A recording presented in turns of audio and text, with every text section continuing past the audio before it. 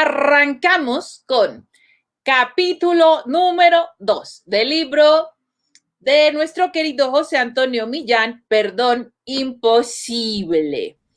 Y este capítulo se llama Maravillosa Coma. Entonces, vamos a descubrir por qué se llama Maravillosa Coma. Hago un paréntesis para mencionar que este Facebook Live va a ser más breve. El viernes anterior, ustedes ya pueden ver en el canal Taquito de Lengua la transmisión de la semana pasada. Híjole, camaradas, me eché el prólogo y el capítulo 1 y salió muy largo, creo yo. Dicen que estuvo ameno, pero bueno, nos llevó una hora. Entonces, esta vez solo vamos a abordar capítulo 2. Va a ser muy breve. Los capítulos de este libro son breves, a reserva del prólogo, que es donde más se nutrió de la historia, de la puntuación en general. Nos vamos a detener un poco en otros signos de puntuación y en este caso es una introducción al tema de la coma, maravillosa coma. Entonces, ahora sí, vamos a arrancar, camaradas. Algo que yo quería compartir antes de empezar es, hay dos definiciones, estas no las menciona nuestro querido José Antonio Millán, dos definiciones de la coma que a mí me encantan. En particular, late nuestro querido Julio Cortázar. Julio Cortázar define a la coma como la puerta giratoria del pensamiento.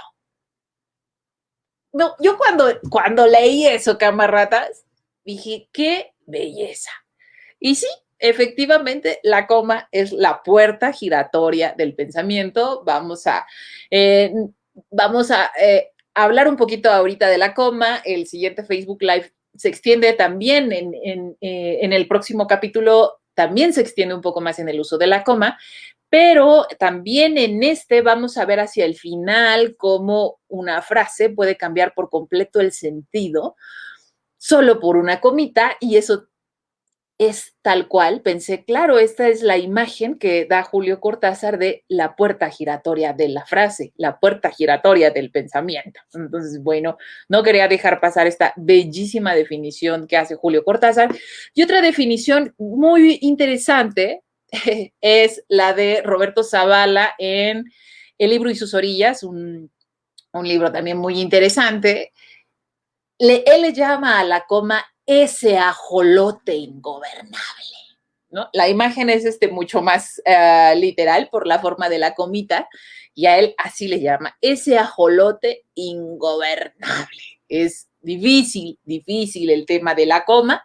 Creemos que nomás es una pausa ahí donde yo quiero poner pausa, la pienso y ya pongo la coma en el texto, y no, tiene unos usos más ricos de los que imaginamos. Entonces, ahora sí, estas son dos definiciones que quería compartir. Insisto, no están en el libro de Perdón Imposible, las he cazado a lo largo del tiempo y no quería dejar de compartir estas bonitas definiciones. Y ahora sí, arrancamos. Nuestro querido José Antonio Millán nos comenta, coma viene del griego coma, no vienen las letras en griego, camaradas, honestamente, acá entre nos, para sincerarnos, yo no sé griego, no se los manejo. Pero bueno, él así lo escribe, con cursivas, coma, con doble M, y significa trozo o corte. Y se define entonces como el menor corte, la pausa más pequeña. Y aquí voy a hacer hincapié en que estamos hablando de, en este momento, con el tema de las pausas. Recordarán ustedes que la sesión anterior nos detuvimos un buen rato para ver que primero la lectura empieza como un fenómeno público y después es un fenómeno del silencio, es un fenómeno privado, y como estaba pensada para ser dicha en voz alta, para ser leídos así los textos, entonces sí se pensaba los signos de puntuación específicamente para hacer pausas en la lectura en voz alta. Entonces se le define al principio de los tiempos así como la pausa más pequeña para estos textos que están pensados en su lectura en voz alta. Y su forma y función moderna ya estaba en uso a partir del siglo XVI.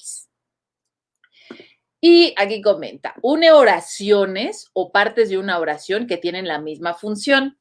Y aquí me voy a detener también un poco, camaradas. A lo largo del tiempo, hojeando distintos libros, hay definiciones que considero ayudan a comprender mejor el concepto y otras que no me resultan tan asertivas. Este tema de que une oraciones, así tal cual une las oraciones, me voy a permitir decir que yo discrepo un poco, que no es unión propiamente. Creo que para eso están las conjunciones, pero mi deber en este momento es reseñar las ideas de nuestro querido José Antonio Millán y esto es lo que él plantea. Ya lo que yo piense, pues ya es otro boleto, pero les comento. Esto de que une las oraciones, ay, a mí me hace así un poco de ruido, pero él lo comenta así. Entonces, aquí nos da este ejemplo. Fue un gran año aquel 1927, variado, coma, fecundo, coma, feliz, coma, divertido, coma, contradictorio. Entonces él dice, regreso a la lámina anterior, une oraciones o partes de una oración que tienen la misma función. En este caso, lo que vemos es que sí, todas tienen la función de describir las cualidades de ese año, ¿no? Las reúne. Y bueno, pues en ese sentido podríamos pensar, sí, sí las une propiamente. Yo creo desde mi humilde punto de vista que lo que hace también es diferenciar los elementos de la serie. Pero bueno, ese es mi punto de vista. Ahora bien, también, y esto sí es fundamental, camaradas, esto es fundamental. José Antonio Millán menciona, es innecesaria para separar sujeto y predicado. Camaradas, porque esto sí lo he visto muy comúnmente, separar sujeto de predicado con coma, justamente por pensar que uno quiere hacer la pausa dramática. Mi mamá es una gran mujer, por ejemplo, ¿no? Y entonces, cuando uno quiere hacer esta pausa dramática, lo pone en el texto allí una coma. Y mi mamá, ahí está el sujeto y lo separamos del predicado y no debemos separar sujeto de predicado. Ustedes van a decir por qué. Aquí tenemos este ejemplo, todos los ejemplos que estoy mencionando vienen en el libro. Todos los hombres, coma, merecen un trato social sin discriminación. Entonces, ahí el sujeto es todos los hombres. No es necesario separar el predicado del sujeto para nada. Salvo, y ojo aquí, salvo que haya alguna aclaración en el sujeto. Por ejemplo, todos los hombres, jóvenes o viejos, merecen un trato social sin discriminación. Esta coma, cuando son dos, observen cómo lo que está en gris es una información extra. Entonces, a esta información extra se le va a encapsular con las comas. A esta coma también se le llama coma parentética, ¿no? Lo que hace es como tener la función del paréntesis, pone ahí encapsula esa información que si quitamos se entiende perfectamente, ¿no? Pero aquí, como bien menciona José Antonio Millán, no se debe separar sujeto de predicado, salvo que vayamos a meter alguna aclaración y ahí no necesitamos una, sino dos comas, porque como porque como los paréntesis son dos comas, ¿ok?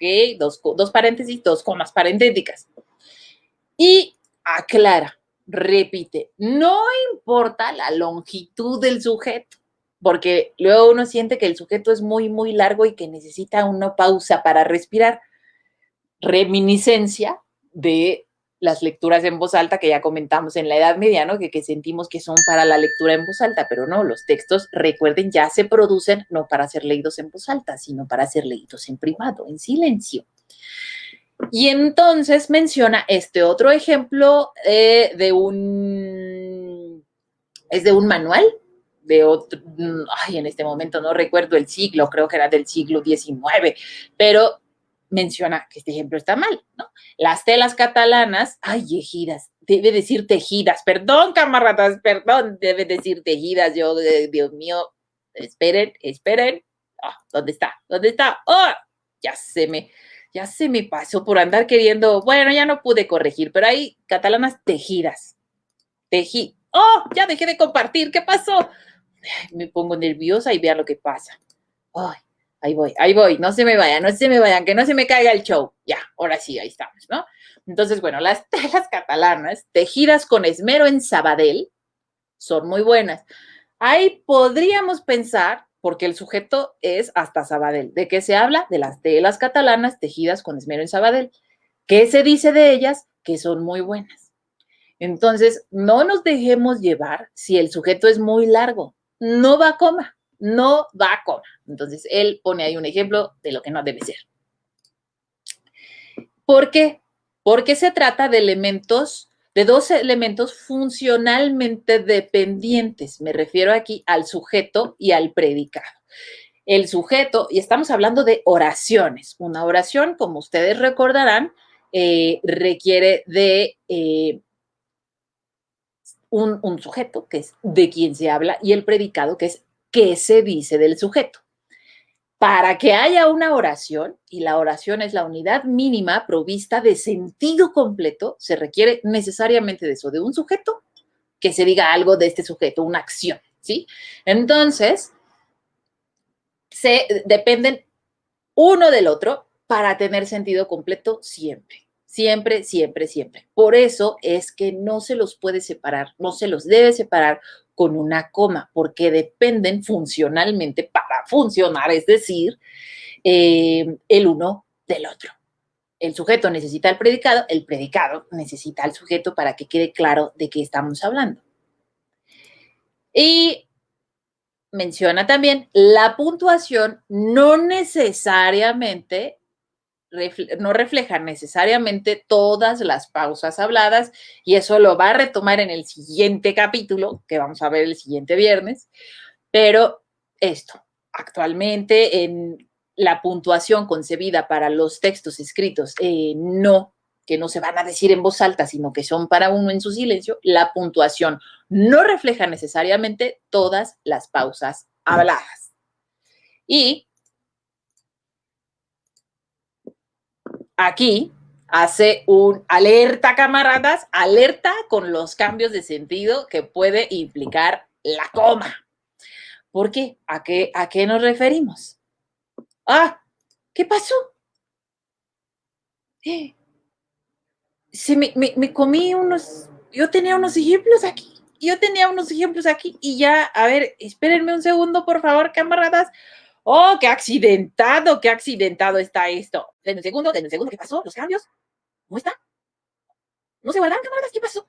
¡Ay, no puede ser posible! No puede ser posible. Yo los había escrito todos y ya no aparecen los cambios de sentido de nuestro querido José Antonio Millán. Bueno, voy a agarrar el libro rápidamente. Perdónenme ustedes, camaradas. ¡Ay! Yo que preparé toda la mañana mi bonita presentación y me falló. Ya saben cómo es esto luego, ¿no? Entonces, dice él. A ver, espérenme rápidamente. ¿Qué pasó? No entiendo qué pasó. ¡Qué desgracia la mía! ¡Qué desgracia la mía! Voy a leerlo. Ni modo, discúlpenme ustedes, por favor. Y eso es lo que le da motivo al nombre de este capítulo, que es Maravillosa Coma. Es una obra que son los intereses creados de Jacinto Benavente. Están hablando dos personajes, Crispín y el doctor. Crispín dice, y ahora, doctor, ese proceso, ¿habrá tierra bastante en la tierra para echarle encima? Hablando de un proceso legal. El doctor le responde, mi previsión se anticipa a todo. Bastará con puntuar debidamente algún concepto. Ved aquí, donde dice, y resultando que si no declaró, basta una coma y dice, y resultando que sí, coma, no declaró. Y aquí, y resultando que no, coma, debe condenársele, fuera la coma y dice, y resultando que no debe condenársele. Y Cristín responde, oh admirable coma, oh maravillosa coma, genio de la justicia, oráculo de la ley, monstruo de la jurisprudencia. Ese me pareció bien interesante, la coma, ese monstruo de la jurisprudencia, que hemos visto ya textos legales llenos de comas sin otros signos de puntuación. Y bueno, lo que hacen es confundir más el texto. Entonces, alerta cuando se den los cambios de sentido. Hay que verificar muy bien de tal forma que no se preste a confusión. Entonces, bueno, ese es el motivo por el que él dice hay que tener mucho cuidado con los cambios de sentido. El próximo capítulo se llama Alegres, Diversas y Múltiples y sigue hablando de otros matices que tiene la coma. Eso lo vamos a ver en el siguiente capítulo. Yo les ofrezco una disculpa por esta cosa que se me pasó. Se me borraron, camaradas, se me borraron definitivamente. Qué terrible. Pero bueno, ni modo, pues así pasan transmisiones en vivo. Yo los invito a formar parte de nuestro entrenamiento gratuito en Facebook que se llama Camaradas Entrenando. Ya tengo aquí, algunos de mis camaradas participan en este entrenamiento. ¿De qué se trata? Yo los miércoles publico un texto con erratas y para que ustedes lo comenten. La semana pasada fue un tuit de Patti Chapoy y entonces vimos los errores, los comentaron ustedes, yo hago las retroalimentaciones y los sábados hago un análisis de ese texto y de sus errores. Ese video lo subo a mi canal de YouTube, Taquito de Lengua, también está aquí en el en mi fanpage del Facebook y así van a encontrar esas imágenes, son la señal de que esas son las sesiones de entrenamiento. Les decía la semana pasada, entrenamos con Patti Chapoy, esta semana estamos entrenando con Vicente Fox. No se lo pierdan, mañana hago el Facebook Live sobre el análisis de ese texto, lo voy a subir a YouTube, por supuesto, y recuerden que si tienen problemas con los acentos, camaradas, tengo un taller todos los jueves a las 7 de la noche que se llama Deja de sufrir con los acentos. Entonces, eso fue todo por hoy. Ahora fue más breve y también más accidentado. Oh, una disculpa. Entonces, bueno, camaradas, ya saben, si quieren irse a nuestro bonito entrenamiento, entren al grupo de Facebook Camaradas Entrenando, es abierto a todo público, solo tienen que solicitar lugar porque es un grupo privado y nosotros estaremos ahí entrenando. Por lo pronto, seguimos en contacto, recuerden que todos los videos están disponibles en Taquito de Lengua, nuestro canal de YouTube. Yo les mando un beso, les mando un abrazo, un agradecimiento por haber estado aquí conmigo compartiendo esta tarde de viernes. Les mando un beso, un abrazo. Chau, chau. Un taquito de